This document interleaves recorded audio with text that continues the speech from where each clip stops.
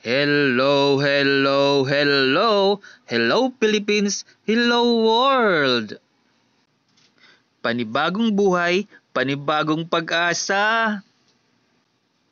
Ngayon, unti-unti nang nagbago ang lahat. Charot! Buti, dininig ni Ama ang panalangin ko. Bro Ramil, hanggang sa ngayon, tinutulungan mo pa rin talaga ako.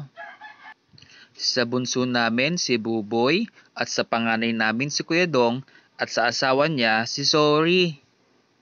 Wala akong ibang hiling kay Ama na magkasundo-sundo na kami. At saka makita ko lang ang mga pamangkin ko, happy na ako. Sabay-sabay kaming kumakain kahit na mahirap ang buhay.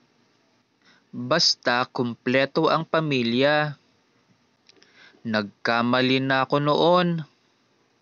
Ayaw ko nang balikan pa. Nag-enjoy ako masyado sa mundo ng kasalanan. Simula nang ako'y maging iglesia, mundo ko'y nagbago.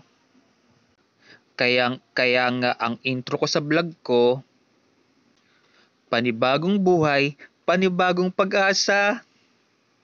Hindi na ako babalik sa dating ako. Mga kalabs, it's time to sharing naman tayo. Hindi ako magsasawang magbigay ng magandang balita galing kay Ama. Kahit ilang beses ka pang ibagsak ng iba, kapag may pananampalataya ka, mananatili kang matatag.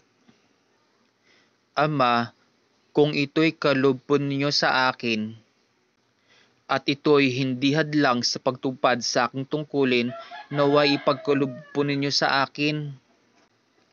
Darating din ang araw na pupunasan ni Ama ang iyong mga luha, at doon mo makikita ang mga inihanda niyang gantimpala. Walang utos ang Diyos na mahirap sundin.